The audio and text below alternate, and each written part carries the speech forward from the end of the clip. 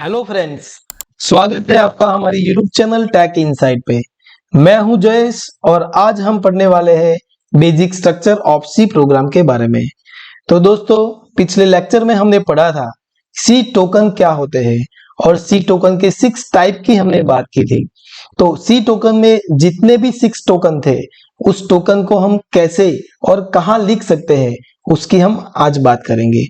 तो यहाँ पे basic structure of C program में सबसे पहले आता है डॉक्यूमेंटेशन सेक्शन। डॉक्यूमेंटेशन सेक्शन वो स्टेटमेंट है जो हम स्टार्टिंग ऑफ द प्रोग्राम लिख सकते हैं। डॉक्यूमेंटेशन सेक्शन में हमें हमें वो चीजें लिखनी होगी जो कि एग्जीक्यूट नहीं होनी चाहिए, मतलब कि जो कंपाइलर द्वारा इग्नोर होनी चाहिए। तो यहाँ पे हम ऐसे स्टेटमेंट लिखेंगे जो कि एक इंफॉर्मेशन प्रोवाइड करेंगे। जैसे कि सपोज मैं एक प्रोग्राम बना रहा हूं, तो उस प्रोग्राम की डेफिनेशन क्या होगी, वो प्रोग्राम कौन बना रहा है, वो प्रोग्राम कौन सी तारीख को लिखा जा रहा है, ये सारी की सारी इंफॉर्मेशन हम यहाँ पे लिखेंगे। तो आइए डिटेल में हम चर्चा करते हैं कि डॉक्यूमेंटेशन सेक्शन क्या होता है। ये सारे के सारे सेक्शन है जहां पे हम पर्टिकुलर टाइप्स के स्टेटमेंट लिखेंगे। सबसे पहले डॉक्यूमेंटेशन सेक्शन, उसके बाद लिंकिंग सेक्शन, उसके बाद डेफिनेशन सेक्शन और उसके बाद global declaration section, and then after void main function section, that is the main part of the program, and inside the main functions we can write two type of statement, declarative part and executable part। ये सारी चीजें पूरी होने के बाद, मतलब कि main function खत्म होने के बाद हम और भी स्टेटमेंट्स लिख सकते हैं जिसका नाम है सब प्रोग्राम फंक्शन सेक्शन। तो आइए दोस्तों, हम इसकी डिटेल में चर्चा करते हैं। सबसे पहले है डॉक्यूमेंटेशन सेक्शन। तो ये सबसे पहला सेक्शन होता है प्रोग्रामिंग के अंदर। सी प्रोग्राम में हम जब भी प्रोग्राम बनाएंगे तो उस प्रोग्राम की डेफिनेशन क्या है, वो प्रोग्राम कौन बना रहा है, मतलब कि ऑथर का नाम, और वो प्रोग्राम कौन सी तारीख को लिखा जा रहा है, ये सारी इंफॉर्मेशन हम यहाँ पे लिखेंगे। लेकिन दोस्तों, एक चीज आपको ध्यान में रखनी है कि सी प्रोग्रामिंग के अंदर हम जो भी स्टेटमेंट लिखते हैं, वो स्टेटमेंट एक पर्टिकुलर रूल्स को फॉलो करने होने चाहिए। मतलब कि जो कंपाइलर को पता है ऐसे ही स्टेटमेंट हम लिख सकते हैं। हम कोई भी इंफॉर्मेशन डायरेक्टली एडिटर में नहीं लिख सकते हैं, क्योंकि कंपाइलर जब भी ऐसे स्टेटमेंट को एग्जीक्यूट करता है तो वो एरर देता है। तो जब भी हमें ऐसी एक्स्ट्रा इंफॉर्मेशन लिखनी होती है तो सी लैंग्वेज हमें एक स्पेशल स्टेटमेंट प्रोवाइड करता है, जिस स्टेटमेंट का नाम होता है कमेंट। ये कमेंट के बारे में हम आगे चर्चा करेंगे। तो दोस्तों, आपको ये पता चल गया कि डॉक्यूमेंटेशन सेक्शन वो सेक्शन है जहां पे हम एक्स्ट्रा इंफॉर्मेशंस लिखेंगे जो कि हमें एक माहिती प्रोवाइड करती होंगी कि प्रोग्राम क्या है, प्रोग्राम कैसे लिखा गया है, प्रोग्राम की डेफिनेशन क्या है, उसकी डेट कौन सी है और कौन सा ऑथर इस प्रोग्राम को लिख रहा है। तो ऐसी एक्स्ट्रा इंफॉर्मेशन लिखने के लिए सी लैंग्वेज में हमें एक स्पेशल स्टेटमेंट प्रोवाइड होता है, जिस स्टेटमेंट का नाम है कमेंट। तो आइए दोस्तों, पढ़ते हैं कमेंट के बारे में। यहाँ पे हम ये बात करेंगे कि कमेंट क्या होती है। तो कमेंट का मतलब होता है नॉन एग्जीक्यूटेबल स्टेटमेंट, मतलब कि ऐसी कोई भी इंफॉर्मेशन जिसको आपको एग्जीक्यूट नहीं करना है, ऐसी इंफॉर्मेशन आप हमेशा कमेंट सेक्शन में ही लिखेंगे, क्योंकि कमेंट में लिखी गई हुई चीज आपको एडिटर में दिखाई तो देंगी, लेकिन कंपाइलर द्वारा उसको एग्जीक्यूट नहीं किया जाएगा। मतलब कि ऐसे स्टेटमेंट्स को कंपाइलर इग्नोर करेगा, तो वो एरर भी नहीं देगा। तो कमेंट वो स्टेटमेंट है जिसके अंदर लिखी गई हुई चीज कंपाइलर द्वारा इग्नोर की जाती है, मतलब कि एग्जीक्यूट नहीं की जाती है। सो these are the statement which will not be executed by the compiler। Compiler ऐसी लिखी गई हुई कोई भी इंफॉर्मेशन को एग्जीक्यूट नहीं करेगा। Compiler will ignore the comment. Comment में लिखी गई हुई कोई भी चीज होगी उसको कंपाइलर द्वारा इग्नोर किया जाएगा। अब दोस्तों, ये कमेंट हम कैसे लिख सकते हैं? तो उसके दो टाइप हैं। कमेंट हम दो तरीके से लिख सकते हैं। एक टाइप है सिंगल लाइन कमेंट एंड दूसरी multi line comment. Single line comment का मतलब होता है जब भी हमें कोई भी एक सिंगल लाइन को कमेंट करना है तो हम सिंगल लाइन कमेंट का यूज करेंगे। और सिंगल लाइन कमेंट करने के लिए हमें सिर्फ इतना ही स्टेटमेंट लिखना है, डबल स्लैश। ये डबल स्लैश हम जिस भी स्टेटमेंट के आगे लिखेंगे वो स्टेटमेंट की पूरी लाइन कमेंट हो जाएगी, मतलब कंपाइलर द्वारा वो पूरी लाइन को इग्नोर किया जाएगा। यहाँ पे हमने एक एग्जांपल भी दिया हुआ है कि सपोज हमने यहाँ पे लिखा कमेंट, ये डबल स्लैश और आगे लिखा इंफॉर्मेशन इन सिंगल लाइन, तो ये पूरी लाइन कंपाइलर द्वारा इग्नोर की जाएगी, मतलब उसको प्रोग्राम में एग्जीक्यूट नहीं किया जाएगा। तो इसे बोलते हैं सिंगल लाइन कमेंट। उसके बाद है मल्टी लाइन कमेंट। अब प्रोग्रामिंग के अंदर बहुत सारी लाइनें ऐसी होती है जिनको कई बार ऐसा होता है कि हमें एग्जीक्यूट नहीं करना होता है, तो हमारे पास दो रास्ते होते हैं, या तो वो पूरी की पूरी लाइंस जितनी भी होती है उनको डिलीट कर दो और फिर प्रोग्राम रन करो तो वो स्टेटमेंट्स रन नहीं होंगे, या दूसरी हमारे पास ऑप्शन होती है मल्टी लाइन कमेंट। उस जो भी मल्टी लाइन है, 10 लाइन है सपोज, उन्हें हमें एग्जीक्यूट नहीं करना है, तो उसे हम स्टार्टिंग ऑफ द कमेंट और मल्टी लाइन कमेंट लिखा जाता है ऐसे, स्लैश स्टार और स्टार स्लैश, उसके बीच में जितने भी लाइनें आएगी वो सारी की सारी लाइनों पे कमेंट हो जाएगी। तो हमारे पास दो ऑप्शन है, या तो ये सारी की सारी लाइनों को हम डिलीट कर दे और प्रोग्राम को एग्जीक्यूट करें, और दूसरा ऑप्शन होता है इसको हम कमेंट में लिखे तो वो रहेगी हमारे प्रोग्राम में लेकिन एग्जीक्यूट नहीं होगी। तो इस तरह से हम दो टाइप के कमेंट लिख सकते हैं, single line comment and the multi line comment. कई बार ऐसा होता है कि प्रोग्राम के अंदर सपोज हमने 1000 लाइन का प्रोग्राम लिखा, उसके अंदर 100 लाइनें ऐसी है जिसको हमें अभी एग्जीक्यूट नहीं करना है, तो अगर आप उसे डिलीट कर देंगे और बाद में जब भी उसकी रिक्वायरमेंट होगी तो आपको फिर से वो लिखना पड़ेगा।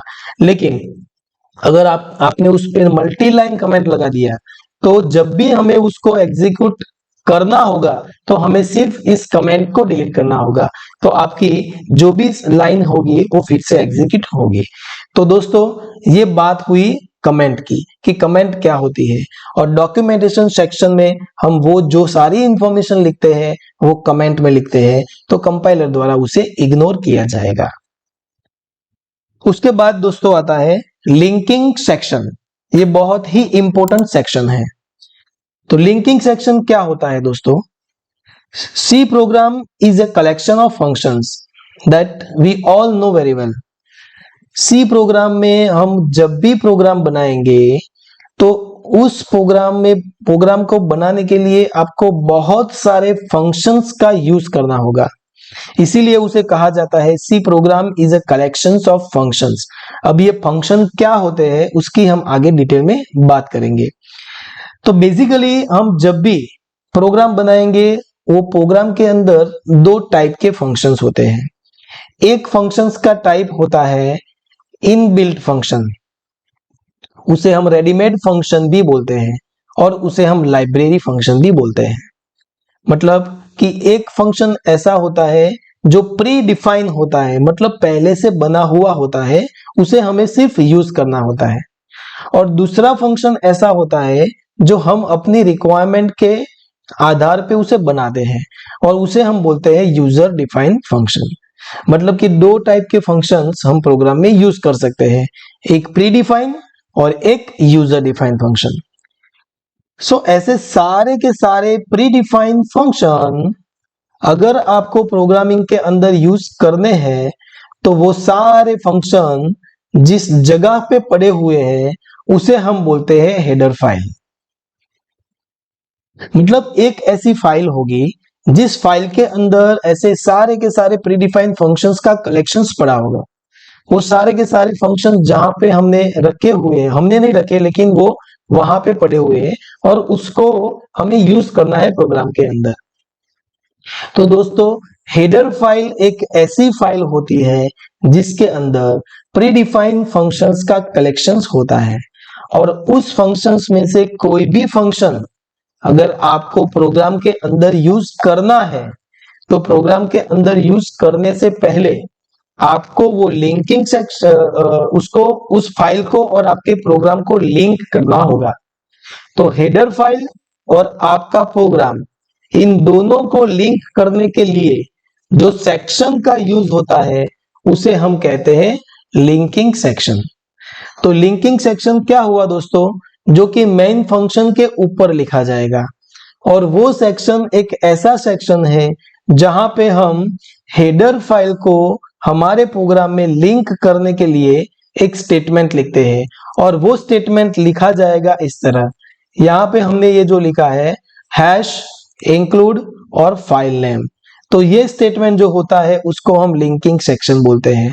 तो इससे क्या होगा दोस्तों कि हमारी ये जो फाइल होगी, यहाँ पे हम जो भी फाइल का नाम लिखेंगे, उस फाइल के अंदर पड़े हुए जितने भी फंक्शन हैं, उन फंक्शन को आप अपने प्रोग्राम में यूज कर सकते हैं। मतलब आपने उस फाइल को आपके प्रोग्राम के अंदर लिंक कर दिया है। अब दोस्तों ऐसी कौन कौन सी फाइलें होती है जिसके अंदर अलग अलग टाइप्स के फंक्शन होते हैं, तो यहाँ पे हमने लिखा हुआ है, सपोज ये लिखा है इंक्लूड stdio.h। ये stdio.h एक हेडर फाइल है। ये हेडर फाइल ऐसी फाइल है जिसके अंदर इनपुट और आउटपुट के रिलेटेड जितने भी फंक्शन होंगे, वो सारे के सारे फंक्शन यहाँ पे होंगे। अगर उनमें से कोई भी फंक्शन आपको प्रोग्राम के अंदर यूज करना है, तो आपको इस फाइल को आपके प्रोग्राम के अंदर लिंक करना पड़ेगा। उसके बाद दूसरा आता है मैथ्स रिलेटेड फंक्शंस। अगर आपको मैथमेटिकल कोई फंक्शंस यूज करना है आपके प्रोग्राम के अंदर, तो उसके लिए भी एक लाइब्रेरी होती है math.h, जो कि एक हेडर फाइल है। उस फाइल को आपको आपके प्रोग्राम के अंदर लिंक करना पड़ेगा। तो math.h एक हेडर फाइल है जिसके अंदर मैथ्स के रिलेटेड जितने भी फंक्शन होंगे, वो सारे के सारे फंक्शन वहां पे होंगे। तो उनमें से कोई भी फंक्शन अगर आपको यूज करना है, तो आपको इस फाइल को आपके प्रोग्राम के अंदर लिंक करना पड़ेगा। उसके बाद आता है string.h।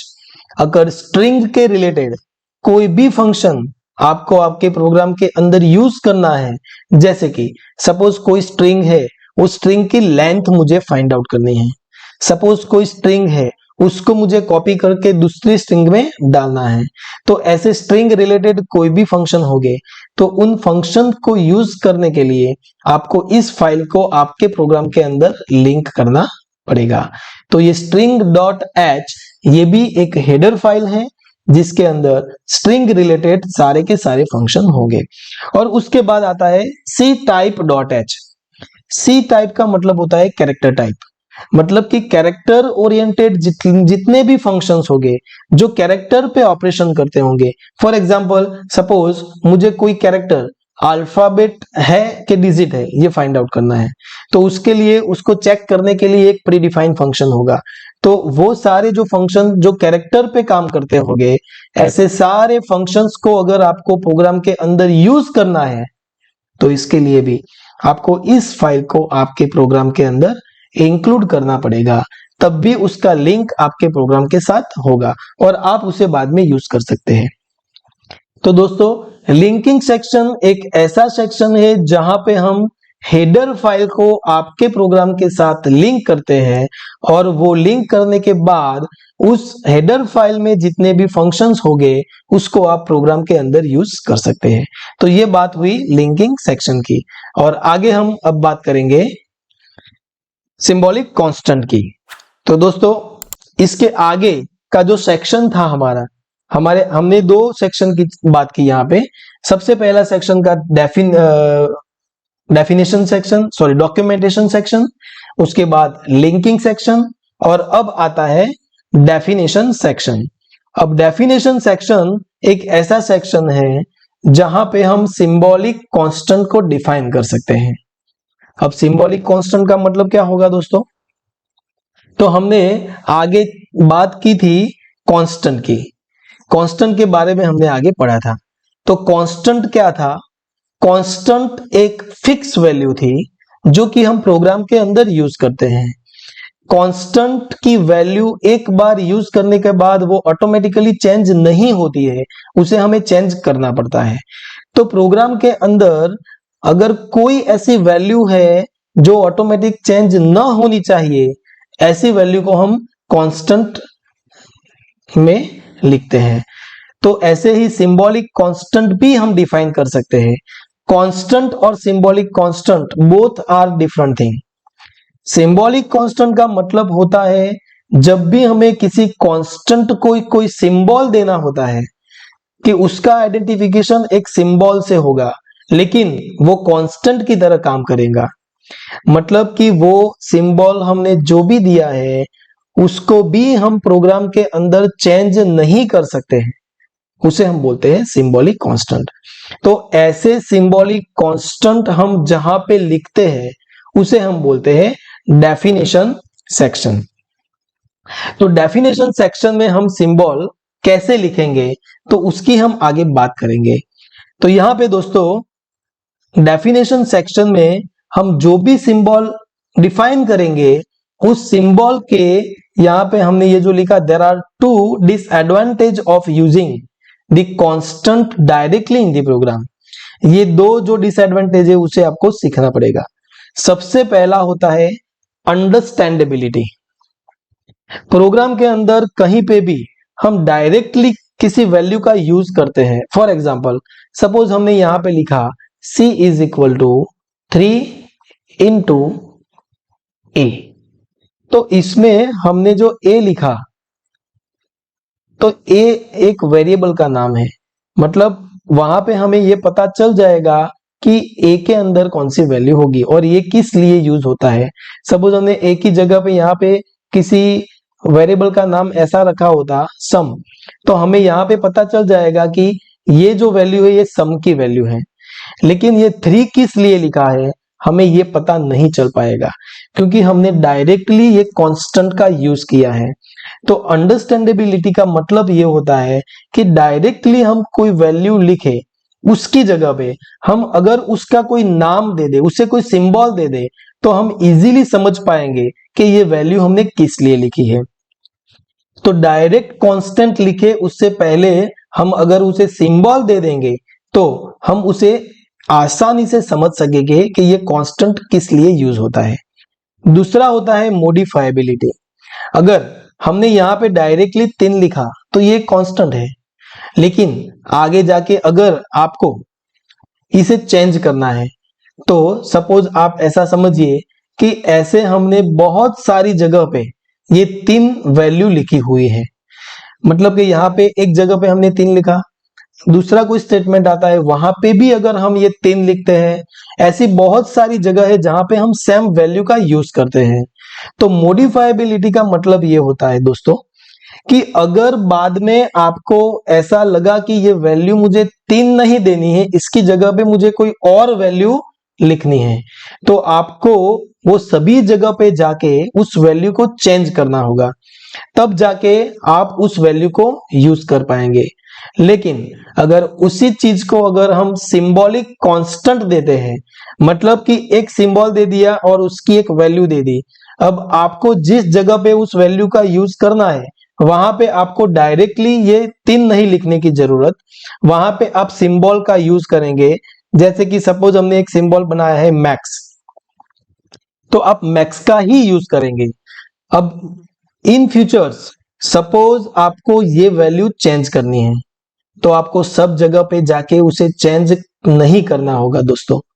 आपने जिस जगह पे उस सिंबॉलिक कांस्टेंट को डिफाइन किया है वहां पे अगर आप उसे चेंज कर देंगे तो वो सारी जितनी भी जगह पे हमने मैक्स को लिखा है उस सारी जगह पे उस वैल्यू को रिफ्लेक्ट कर देगा। तो ये होता है डिसएडवांटेज, और उसको कैसे रिसॉल्व करते हैं ये सिंबॉलिक कांस्टेंट के बारे में हमने बात की।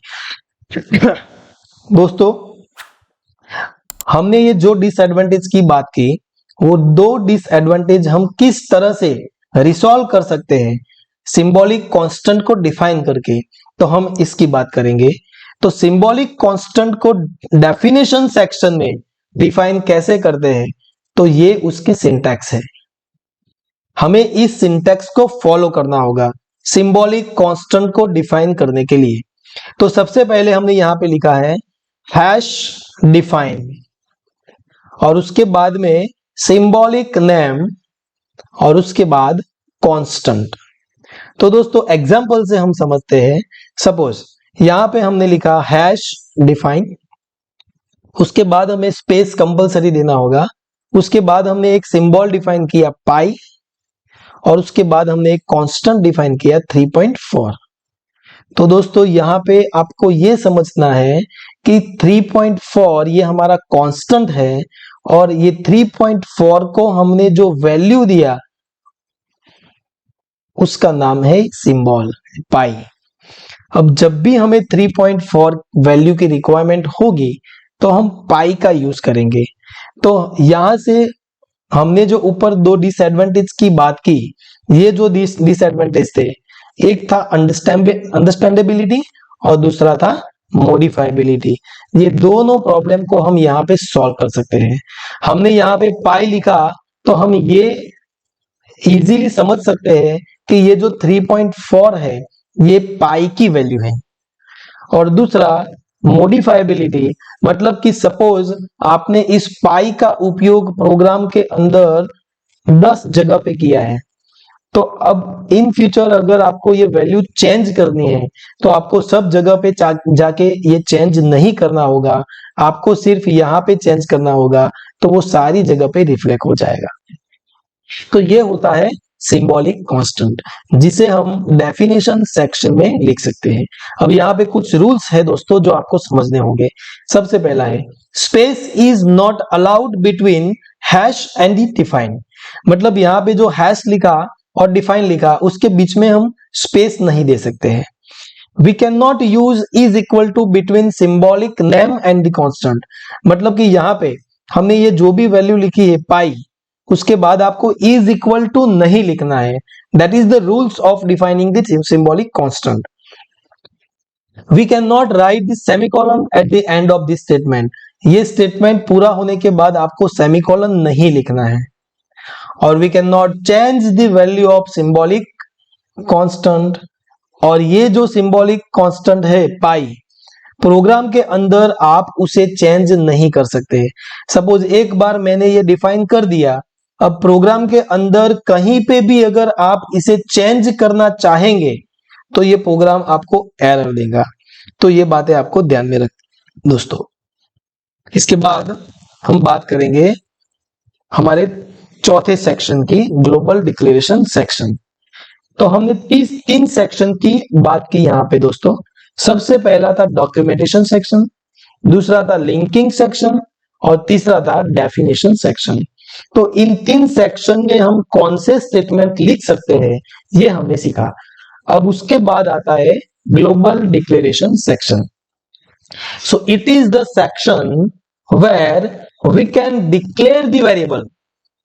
अब ये वेरिएबल क्या होता है ये हम आगे बात करेंगे, लेकिन प्रोग्राम के अंदर यूज होने वाले जितने भी वेरिएबल होंगे उन वेरिएबल को हम यहां पे भी डिक्लेयर कर सकते हैं। हम आगे सीखेंगे उसको हम मेन फंक्शन के अंदर भी डिक्लेयर कर सकते हैं और मेन फंक्शन के बाहर भी डिक्लेयर कर सकते हैं। जो वेरिएबल फंक्शंस के बाहर डिक्लेयर किया जाएगा उसे हम ग्लोबल वेरिएबल कहेंगे। So there are two place where we can declare the variable, एक है लोकल वेरिएबल और दूसरा है ग्लोबल वेरिएबल। तो लोकल का मतलब होता है मेन फंक्शन के अंदर डिक्लेयर किया हुआ वेरिएबल, और ग्लोबल का मतलब होता है मेन फंक्शन के बाहर डिक्लेयर किया गया variable. So local means it has a limited scope. जहां पे भी आपने वेरिएबल डिक्लेयर किया कोई फंक्शन के अंदर, उसका स्कोप लिमिटेड होगा, मतलब उसको आप उस फंक्शन के अंदर ही यूज कर पाएंगे, उसे हम बोलते हैं लोकल वेरिएबल। और ग्लोबल का मतलब होता है outside of the functions, that means the scope of that variable will be global for all the functions. Local variable को हम फंक्शन के अंदर डिक्लेयर करते हैं और ग्लोबल वेरिएबल को हम फंक्शन के बाहर डिक्लेयर करते हैं। यहाँ पे हमने एक एग्जाम्पल दिया हुआ है दोस्तों, जैसे कि हम आगे बात करेंगे कि मेन फंक्शन क्या होता है, लेकिन प्रोग्राम हम इस तरह से लिखेंगे। यहाँ पे हमने एक मेन फंक्शन लिखा है और मेन फंक्शन का स्टार्टिंग यहां से होता है और एंडिंग यहाँ पे होता है। उसके अंदर हमने एक वेरिएबल डिक्लेयर किया इंटीजर a, उसे हम बोलते हैं लोकल वेरिएबल। और उसी नाम का और दूसरे कोई नाम का कोई भी वेरिएबल अगर हम मेन फंक्शन के बाहर डिक्लेयर करते हैं तो उसे हम बोलते हैं ग्लोबल वेरिएबल। तो ये आपका ग्लोबल वेरिएबल है और ये आपका लोकल वेरिएबल है। तो ग्लोबल और लोकल वेरिएबल किसे कहते हैं ये आपको समझ में आ गया होगा। अब आगे हम बात करेंगे मेन फंक्शन सेक्शन की। दोस्तों सी प्रोग्राम में सबसे इंपॉर्टेंट ये मेन फंक्शन है, क्योंकि सी लैंग्वेज में बनाया हुआ कोई भी प्रोग्राम मेन फंक्शन के बिना का नहीं होगा। आपको कंपलसरी मेन फंक्शन का उपयोग करना होगा, क्योंकि main function is the starting functions of the execution. आपका प्रोग्राम का जो एग्जीक्यूशन होगा, जो रनिंग प्रोसेस होगा, वो यहां से ही स्टार्ट होगा। अगर आपने मेन फंक्शन नहीं बनाया तो आपका प्रोग्राम एग्जीक्यूट नहीं हो सकता, क्योंकि starting of the execution is always start from the main function. तो ये आपका एक ऐसा फंक्शन है जहां से आपका प्रोग्राम का एग्जीक्यूशन स्टार्ट होगा। मतलब कि आप जब भी प्रोग्राम को रन करेंगे तो कंपाइलर सबसे पहले मेन फंक्शन को ढूंढेगा और मेन फंक्शन जहां से स्टार्ट होगा वहां से ही उसका एग्जीक्यूशन स्टार्ट करेगा। तो मेन फंक्शन एक बहुत ही इंपॉर्टेंट फंक्शन है जहां से प्रोग्राम का एग्जीक्यूशन स्टार्ट होगा। और दूसरी एक बात इंपॉर्टेंट दोस्तों, मेन फंक्शन एक यूजर डिफाइंड फंक्शन है। यूजर डिफाइंड फंक्शन का मतलब होता है जो यूजर डिफाइन करता है, जिसको यूजर बनाता है उसकी रिक्वायरमेंट के आधार पर। तो मेन फंक्शन एक यूजर डिफाइंड फंक्शन है। अब यूजर डिफाइंड फंक्शन वो होता है जो यूजर बनाता है, और यूजर डिफाइंड फंक्शन को जब तक आप कॉल नहीं करते तब तक वो कॉल नहीं होता है। इसका पूरा चैप्टर है यूजर डिफाइंड फंक्शन का, वो जब आएगा तब हम इसके डिटेल में बात करेंगे दोस्तों। लेकिन यहाँ पे एक पॉइंट्स नोट करने वाली बात है कि जब भी यूजर डिफाइंड फंक्शन हम बनाते हैं तो उसको कंपलसरी रन करना पड़ता है। और ये क्वेश्चंस आपको इंटरव्यू में भी पूछा जा सकता है और वाइवा में भी पूछा जा सकता है कि मेन फंक्शन कौन रन करता है, क्योंकि मेन फंक्शन को हम कहीं से भी कॉल नहीं करते हैं लेकिन ये ऑटोमेटिकली कॉल होता है। तो वो कहां से रन होता है, तो इसका एक ही आंसर है दोस्तों, मेन फंक्शन को ऑपरेटिंग सिस्टम कॉल करता है। जैसे कि ये main function user defined function है, लेकिन यूजर डिफाइंड फंक्शन को जब तक कोई कॉल नहीं करता तब तक वो रन नहीं हो पाता है। फिर भी ये मेन फंक्शन हम कहीं से भी कॉल नहीं करते तो भी ये रन होता है। इसका रीजन ये है दोस्तों कि इसको कॉल करता है हमारा ऑपरेटिंग सिस्टम। तो मेन फंक्शन एक यूजर डिफाइंड फंक्शन है और वो बनाया जाता है यूजर के द्वारा। It is a special because without its program will not run, because when the user compile the program, compiler first find the main function and start the execution of the program from the main function. तो दोस्तों आपको पता चल गया होगा कि main function क्या होता है। जब भी हम प्रोग्राम स्टार्ट करेंगे हम लाइव प्रोग्राम बनाएंगे, और जब भी हम प्रोग्राम स्टार्ट करेंगे तब इसकी प्रैक्टिकली भी बात करेंगे। मेन फंक्शन के बाद जो सेक्शन आता है दोस्तों वो होता है सब प्रोग्राम फंक्शन सेक्शन। मतलब कि मेन फंक्शन के बाहर भी एक दुनिया है। तो मेन फंक्शन के बाहर क्या होता है, तो मेन फंक्शन के बाहर यूजर डिफाइंड फंक्शंस होते हैं। यूजर डिफाइंड फंक्शंस एक अलग चैप्टर है, पूरा चैप्टर इसके लिए दिया हुआ है। हम उसके डिटेल में जब आएगा चैप्टर तब बात करेंगे।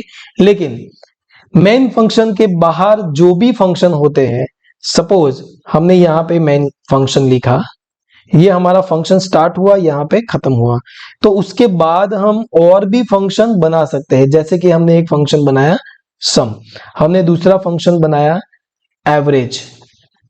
ऐसे बहुत सारे फंक्शन मेन फंक्शन के बाहर भी होते हैं। लेकिन इन सारे फंक्शन को अगर आपको एग्जीक्यूट करना है तो आपको मेन फंक्शन से ही करना होगा, क्योंकि हमारा प्रोग्राम जो एग्जीक्यूट होगा वो यहां से ही होगा और इसके अंदर हम इन सारे के सारे फंक्शंस को कॉल करके उसे रन कर सकते हैं। तो दोस्तों ये बात हुई सी प्रोग्रामिंग के बेसिक स्ट्रक्चर की। जब भी हमें कोई प्रोग्राम बनाना होगा तो हमें इस स्ट्रक्चर को फॉलो करना होगा। तो आपको अगर इसमें कोई भी डाउट है दोस्तों तो आप प्लीज मुझे कमेंट सेक्शन में जरूर लिखें। तो दोस्तों आज के लिए इतना ही, मिलते हैं अगले वीडियो में। अगर आपको मेरा ये वीडियो पसंद आया तो प्लीज इसे सब्सक्राइब करें, मेरी चैनल को सब्सक्राइब करें और इस वीडियो को शेयर करना ना भूलें। Thank you.